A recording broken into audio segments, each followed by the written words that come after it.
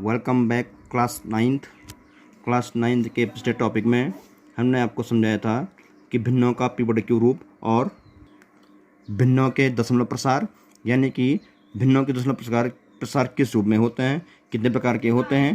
तो पिछली बार मैंने जो आपको कई विस्तार से कराया था, दशमलव प्रसार 3 प्रकार के होते हैं: शांत दशमलव प्रसार, अशांत आवर्ती दशमलव प्रसार और अशांत अनावर्ती दशमलव प्रसार। तो उसमें मैंने आपको ये भी कराया था कि शांत और अशांत आवर्ती दोनों प्रमेय संख्याएं होती हैं, जबकि अशांत अनावर्ती अप्रमेय संख्याएं होती हैं। अब मैंने उसके बाद रिविजन में आपको ये भी कराया था किस तरह की संख्याएं शांत होती हैं, किस तरह की संख्याएं अशांत आवर्ती होती हैं और किस प्रकार की संख्याएं अशांत अनावर्ती होती हैं। चूँकि शांत और अशांत आवर्ती दोनों ही प्रमेय संख्याएं हैं, इसलिए हम इन दोनों को भिन्न पीरियोडिक क्यू के रूप में लिख सकते हैं। जबकि अशांत अनावर्ती जो कि अप्रमेय होती है, चूँकि वो अप्रमेय है तो हम इसको भिन्न पीरियोडिक क्यू के रूप में नहीं लिख सकते हैं।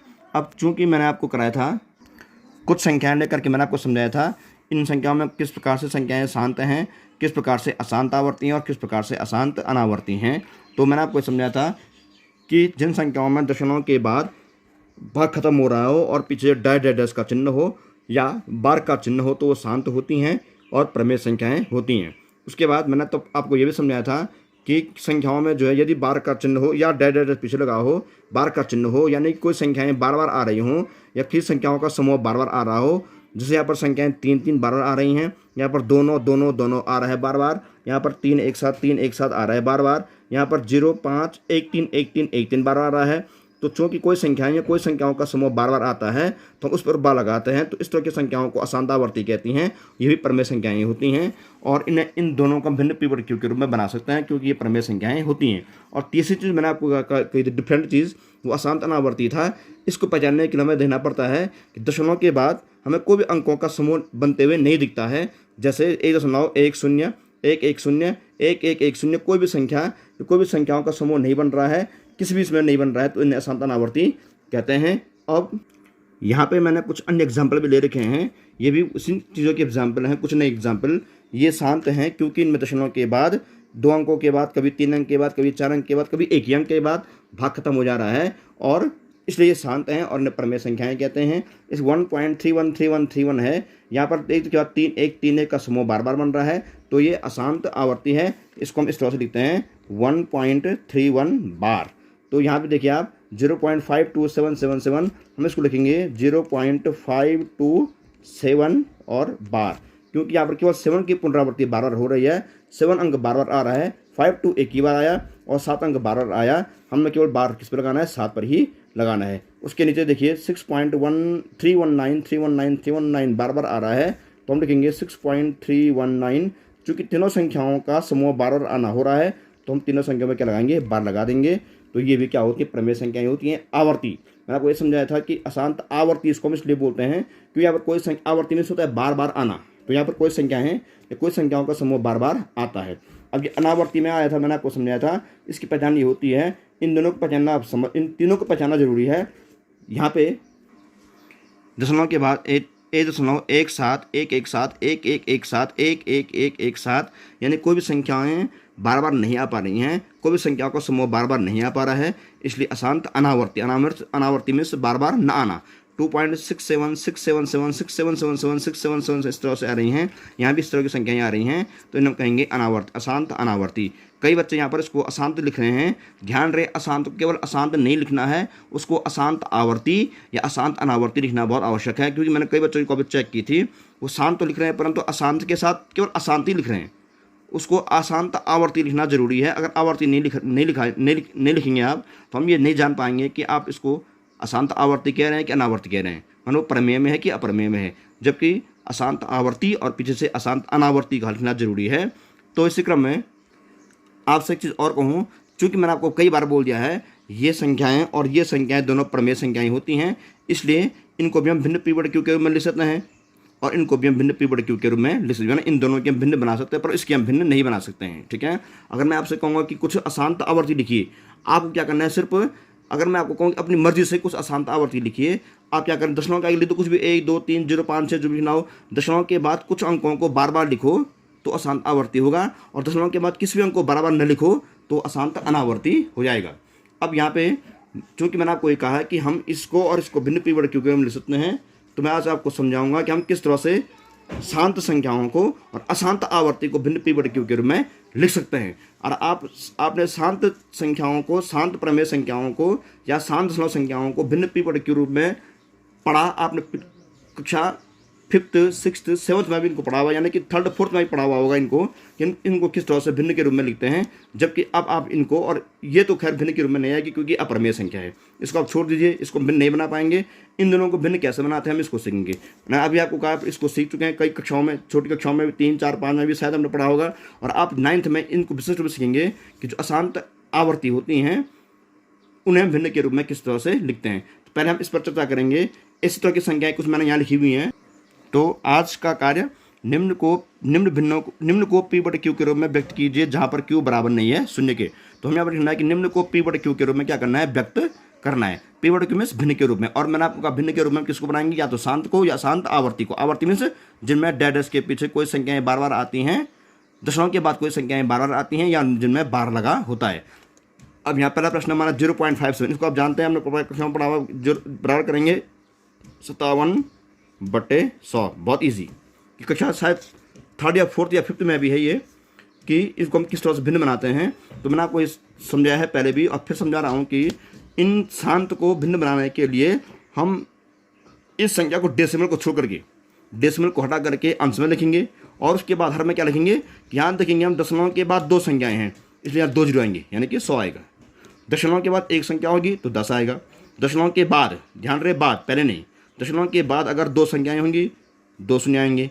दशमलव के बाद 3 संख्या होंगी तो 3 शून्य आएंगे। दशमलव के बाद 4 संख्या होंगी तो 4 शून्य आएंगे। इसी तरह से जैसे अगली संख्या है दशमलव वाली 1.301, तो हम इसको लिखेंगे, इसको भिन्न पी बटे क्यू के रूप में हम किस तरह से लिखेंगे, हम लिखेंगे 1301। आपको केवल यहाँ से डेसिमल को छोड़ना है, डेसिमल को छोड़ना है और पूरी संख्या को अंश में उतारना है। ध्यान रहे, डेसिमल को हटाएंगे और संख्या पूरी उतारेंगे, कोई छोड़ना नहीं है आपको। तो आपने 130 यहाँ लिख दिया डेसिमल को हटा करके, और हम देखेंगे कि दशमलव के बाद 1 2 3 अंक हैं, तो यहाँ लिखेंगे 1 2 3, यानी कि 1301/1000। तो ये बहुत आसान सवाल है, ये आपने कक्षा 3 4 में पढ़ा हुआ है। प्रश्न नंबर 30 ऐसे लिखा हुआ है कि माना लिखे हुए कोई संख्या लिखी हुई 8.151 लिखी हुई है। मैंने इसको आपको कहा कि इसको भिन्न के रूप में लिखिए। आपने सीधे क्या किया, पॉइंट को छोड़ दिया, 81517, यानी कि 81,517/1 2, दशमलव के बाद 1 2 3 4 अंक हैं, तो 1 2 3 4 4 ये लगाइए, जीरो लगाइए। इसका भिन्न क्या बन गई, इस दशमलव संख्या की भिन्न क्या बन गई, 81,517/10,000। अगली संख्या है मान लीजिए 12.9, तो बहुत सिंपल, फिर वही 129/10, बस पॉइंट घटा दिया, 129/10, 10 इसलिए क्योंकि दशमलव के बाद एक संख्या थी, यहाँ पे क्या लगाएंगे, 1 जीरो लगाएंगे। और यहाँ पे सीधे आएगा, हम इस जीरो को पॉइंट को छोड़ देंगे, कितना बचेगा, 75/, दशमलव के बाद 2 संख्याएँ थी, यहाँ लगाएंगे आप क्या, 2 जीरो, यानी कि आएगा 100। तो 75/, क्या आ गया, 100। तो ये वो संख्याएँ हैं बहुत आसान वाली, जो कि शांत संख्याएँ हैं, प्रमेय संख्याएँ। कैसे प्रमेय संख्याएँ, जो शांत हैं। और प्रमेय संख्याएँ कैसी होती हैं, या तो होती हैं शांत, या क्या होती हैं, अशांत आवर्ती। तो इनको हमने भिन्न पी बटे क्यू में कैसे लिखता है हमने इसको सीख दिया। अब थोड़ा हम उन प्रश्नों को देखेंगे, जो प्रश्न कैसे होते हैं, अशांत आवर्ती होते हैं। तो माना एक संख्या मैंने दे रखी है आपको 0.7 बार, देखिए ये बार है 0.7 बार, तो इसको आपको क्या लिखेंगे, भिन्न पी बटे क्यू में कैसे लिखेंगे। इसके लिए 0.7 बार सोल्व करेंगे। माना हम लिखेंगे x बराबर 0.7 बार। इसकी एक तरह का बहुत शॉर्ट भी होता है, लेकिन मैं आपको इस तरीके से करा रहा हूँ क्योंकि इसका स्टेप इसी तरह से होगा। मान लीजिए x बराबर 0.7 बार, आपने इसको x मान लिया, तो हम लिखेंगे या x बराबर 0.7777 डैश शुरू करना भाई, समझ क्या होंगे ये 1। तो मैंने आपको कई बार समझाया है 7 बार किसको बोलते हैं, क्योंकि इसका मतलब ये होता है या 7 कई बार रखा है भाई, जब 7 कई बार आते हो तो बार लगाया, तो हमने इसको इसमें लिख दिया 0.77। इसका एक रूप ये भी होता है। हम तब यहाँ पे एक चीज़ करेंगे, जरा गौर करना। हम भी देखेंगे पहले यहाँ पे जो सवाल दे रखा था कि दशमलव के बाद, ध्यान रहे, दशमलव के बाद कितने अंकों का समूह है, सिर्फ एक अंक का समूह है, वो है 7। मतलब 7 तो कई बार है, परंतु एक ही अंक का समूह है। एक अंक का समूह में से 10 से गुणा करना है आपको। हम यहाँ लिखेंगे दोनों पक्षों में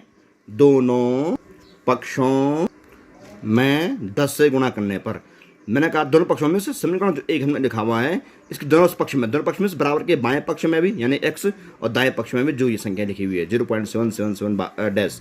तो यहाँ पर हम दोनों पक्ष में 10 से गुणा क्यों कर रहे हैं? क्योंकि हमने जो सवाल दे रखा था उसमें दशमलव के बाद केवल एक ही अंक का समूह था। यदि दशमलव के बाद 2 अंकों का समूह है तो दोनों पक्षों में 100 से गुणा करेंगे। ये दशमलव के बाद 3 अंकों का समूह है तो 1000 से गुणा करेंगे। ऐसे अन्य भी देखेंगे। हमने यहाँ पे क्या कर लिया, दोनों 10 से गुणा करना है पर, तो इसको 10 से गुणा करो समीकरण एक में, इसको 10 से गुणा करो x का 10x बराबर इसको 10 से गुणा करो।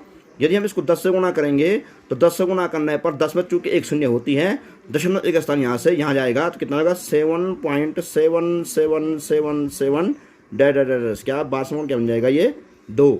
यह समीकरण क्या 2। बस क्या बस समीकरण 2 बन गए। एक समीकरण कहाँ से बना? सवाल से बना। एक समीकरण कहाँ से बना? दूसरा समीकरण कहाँ से बना कि दोनों पक्षों में हमने 10 से गुणा कर दिया। अब जब समीकरण 1 और 2 बन जाएंगे हम लिखेंगे समीकरण 2 से समीकरण 1 को घटाने पर, समीकरण 2 से समीकरण 1 को घटाने पर, समीकरण 2 से समीकरण 1 को घटाने पर, तो 2 ये है 1 ये, पहले 2 को लिखेंगे, हम लिखेंगे 10x। तो यहाँ समीकरण नंबर 2 पहले, उसके बाद समीकरण नंबर क्या 1। अब चूँकि मैं घटाने पर लिखा हुआ तो इसको घटाएंगे, यहाँ लिखेंगे आप माइनस, क्योंकि घटा रहे हैं यहाँ लिखेंगे आप क्या माइनस। अब देखिए 10x ये लिखा है 1, इसका आगे 1 मानते हैं 1x। 10 में से 1 घटाया 9x बराबर, घटाइए पॉइंट को पॉइंट रहने दीजिए, 7 में से 7 घटाएंगे आएगा 0, 7 का क्या आएगा 7। घटाना आप जानते हैं, दशमलव के बाद केवल 7 लिखा हुआ है, दशमलव के बाद केवल 7 लिखा हुआ है, 7 या 0 0 0 आएगा और डेसिमल से पहले आएगा 7 से घटाएंगे 0 कितना आएगा 7 आएगा। यहाँ लिखूंगी या x बराबर 7/9। ये 7.0 यानी कि ये 7 है, केवल 7 है, ये 7/9। तो यानी कि इसका आंसर आ गया 0.7 बार को हमने लिखा भिन्न के रूप में, तो वो क्या है 7/9। ध्यान रहे ये 0.7 नहीं है, ये 0.7 बार है। यहाँ पर 7 कई बार है। अगर मान लीजिए संख्या केवल 0.7 होती, मान लीजिए केवल 0. अगर ये 7 होती है संख्या, हम इसे कैसे करते हैं केवल 7/10, क्योंकि 0.7 है, इसमें बार नहीं है, शांत है। ये जो मैंने ऊपर कराया था आपको ये प्रश्न, ये प्रश्न है। यहाँ पर भी 0.7 शांत वाला। तो इस भिन्न को हम ऊपर, इस संख्या को हम ऊपर लिखते हैं, डेसिमल को हम छोड़ देते हैं। चूंकि दशमलव के बाद एक अंक है इसलिए हम क्या करेंगे एक ही 0 लगाते हैं। और यहाँ पे देखिए यहाँ पर ये 0.7 है और यहाँ पर ये क्या है 0.7 बार। तो इसको हम इस तरह से करते हैं, जिनमें बार लगा होगा उनको हम इस तरह से करते हैं।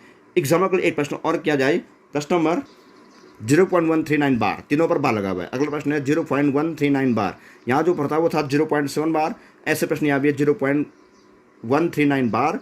तो इसको हम करेंगे सेम तरीके से, हम लिखेंगे, इसको हल करेंगे वैसे ही, माना x बराबर 0.139 बार, इसको हमने क्या मान दिया, इस तरह से मान दिया बार, या x बराबर 0.139 इसमें क्या होंगे ये 1। चूँकि यहाँ पर 139 तीन संख्याओं की पुनरावृत्ति बार बार हो रही है, तीन संख्याएं बार बार आ रही हैं, तो 139 लेकर के उसको छोड़ दीजिए, समीकरण नंबर क्या बन गया ये 1। सेम उसी की तरह हमने उसके बाद क्या किया था, इसको करने के बाद समीकरण 1 बन गया था। हमने क्या दोनों पक्षों में 10 से गुणा करने पर, दोनों पक्षों में 10 से गुणा करने पर, तो यहाँ पे आप लिखेंगे क्या, दोनों पक्षों में किससे गुणा करने पर 1000 से। क्योंकि यहाँ पर मैंने आपको ऊपर समझाया था, यहाँ भी समझा रहा हूँ, दशमलव के बाद प्रश्न जो दे रखा है, दशमलव के बाद चूंकि 3 अंकों का समूह है तो 3 अंक में से 3 जो किसमें होती हैं 1000 में। तो यहाँ पर आप दोनों पक्षों में 1000 से गुणा करने पर, चूंकि यहाँ पर देखिए दशमलव के बाद 1 अंक का समूह, तो हमने किससे गुणा किया था 10 से गुणा किया दोनों पक्षों में। ध्यान रहे दोनों पक्षों में, यहाँ पर हम किससे गुणा करेंगे 1000 से। अगर दशमलव के बाद 2 अंक हों तो 100 से गुणा करना। तो हम यहाँ लिखेंगे दोनों पक्षों में 1000 से गुणा करने पर, तो यहाँ दोनों पक्षों में 1000 से गुणा कीजिए, 1000 x बराबर यहाँ पे 1000 से गुणा करना और यहाँ पे 1000 से गुणा करना। 1000 में कितने शून्य होती हैं 1 2 3, तो यहाँ पे 0.3 स्थान दाएं तरफ जाएगा, 0 1 2 3 यहाँ पे आएगा पॉइंट, तो 139.139 डैश समीकरण क्या बन जाएगा ये 2। तो यहाँ पर हमने इस समीकरण 1 को 1000 से गुणा किया तो 1 2 3, यहाँ भी 1 2 3 नहीं गिनेंगे, यहाँ पर दशमलव आएगा, डेसिमल से पहले क्या गया 139, डेसिमल के बाद 139 आएगा, समीकरण क्या बन गया 2। हम यहाँ लिखेंगे समीकरण 2 से समीकरण 1 को घटाने पर, समीकरण 1 से समीकरण 2 को घटाने पर दी है 2, पहले 2 लिखेंगे बराबर 139.139 139 डेढ़ समीकरण 2 और समीकरण 1 ये है x बराबर 0.139139 डेढ़ ये आ गया। अब इसको सब्ट्रैक्शन कीजिए, माइनस माइनस यहाँ लगाइए माइनस क्योंकि हम घटा रहे हैं, तो यहाँ गया 1000x यहाँ है 1x, 1000 में से घटाइए 999 x बराबर डेसिमल के नीचे डेसिमल आएगा, डेसिमल के बाद पूरा घट गया कितना आ गया 0, डेसिमल के बाद यहाँ जीरो आता है हमेशा, 139 में से घटाइए 0 क्या आएगा 139। ठीक है, फिर इसको यहाँ लिख रहा हूँ मैं, यहाँ पे जगह नहीं है, या x बराबर ये x बराबर 139.0 में से 139 होता है, ये 139/999, क्या पर गुणा का क्या हो गया भाग, हम लिखेंगे 139/999। अतः जो संख्या दे रखी थी प्रश्न में 0.139 बार बराबर 139/999, इसका आंसर। यहाँ भी ऐसे ही लास्ट में इसका उत्तर ये क्या था, हम यहाँ लिखेंगे लास्ट में, अतः जो सवाल था 0.7 बार 0.7 बार बराबर 7/9 जो इसका आंसर आया। तो 0.7 बार के जो भिन्न बन गई, जो प्रमेय संख्या बन गई वो बन गई 7/9, और 0.139 बार की जो प्रमेय संख्या बन गई वो बन गई 139/999। तो हम किस तरह से जो है शांत को और किस तरह से अशांत आवर्ती को भिन्न पीरियड के रूप में लिखते हैं, क्योंकि दोनों क्या होती है प्रमेय संख्याएं होती हैं। अब यहाँ पे मैंने इसके बाद कुछ होमवर्क दे रखा है आपको, निम्न को पीरियड के रूप में लिखिए, वही ये कुछ भिन्न दे रखी, मैंने कुछ संख्या दे रखी है, आप इनको भिन्न पीरियड के रूप में लिखिए।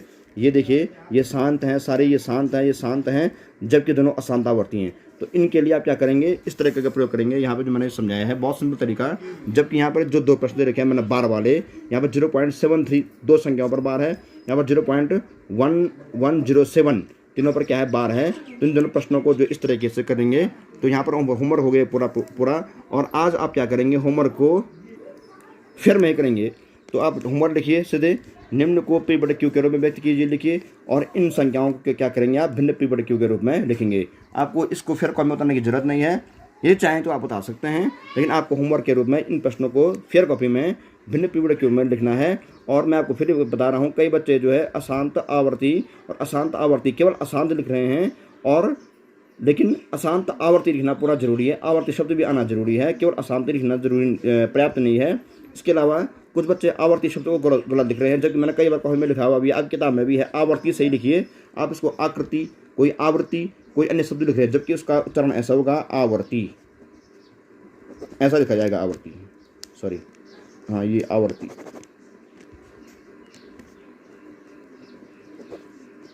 इस तरह से आवर्ती को लिखा जाएगा। तो इनको आप भिन्न पी/क्यू में लिख करके मुझे कल तक आवश्यक रूप से चेक करवा दें। अगली क्लास तक के लिए गुड बाय।